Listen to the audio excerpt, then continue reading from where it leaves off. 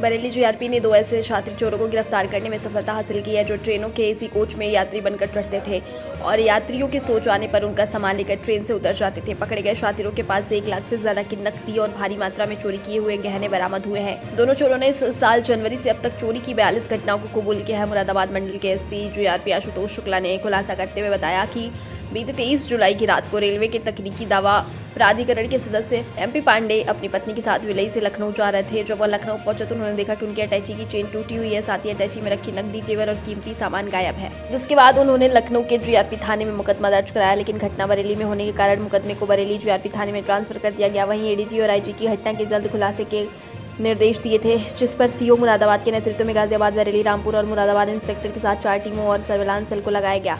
काफी प्रयास के बाद जीआरपी ने 2 युवकों को धर दबोचा, जिनके पास से एमपी पांडे के साथ हुई चोरी का 100% सामान बरामद कर लिया। साथ ही दोनों छात्रों के पास से अन्य चोरी की घटनाओं का भी सामान बरामद हुआ है। पकड़े गए एक युवक ने अपना नाम पुनीत बताया तो गाजियाबाद से स्नातक की पढ़ाई कर रहा है। उसके खिलाफ प्रदेश में 15 मुकदमे दर्ज है, जबकि दूसरे चोर का नाम धीरज है और उसके खिलाफ भी 3 केस दर्ज है। दोनों छात्रों ने 8 महीने में लगभग 42 चोरी की घटनाओं को अंजाम दिया है। पूछताछ में आरोपियों ने बताया कि वे यात्री बनकर ट्रेन के एसी कोच में चढ़ते थे, जहां यात्रियों के सो जाने पर उनका कीमती सामान चोरी करके ट्रेन से उतर जाते थे।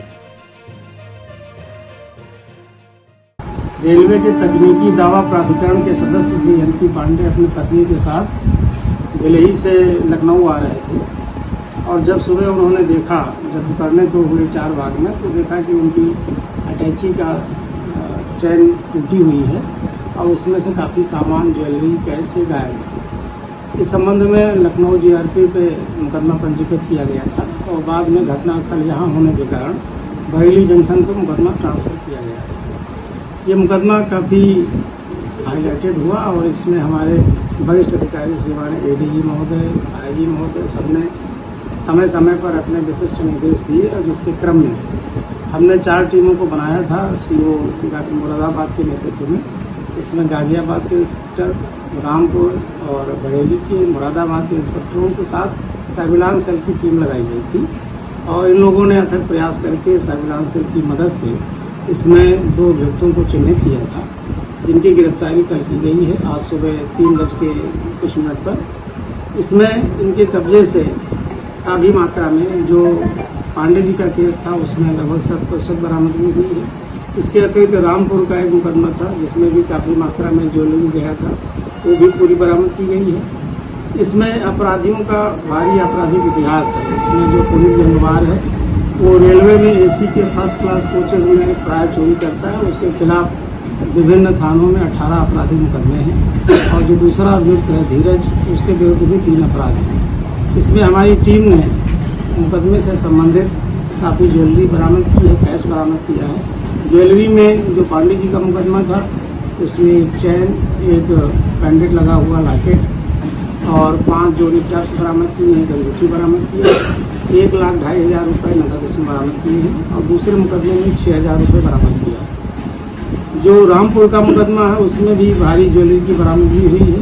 इसमें 2 मंगलसूत्र हैं, 2 चैन हैं, 8 अंगूठियाँ हैं और 6 जोड़ी टप्स है, चांदी के पायल हैं, 3 बड़ी पायल हैं, 3 छोटी पायल और कान की कीले हैं। तो इस तरह से काफ़ी मात्रा में हमने इसमें ज्वेलरी और कैश बरामद किया है।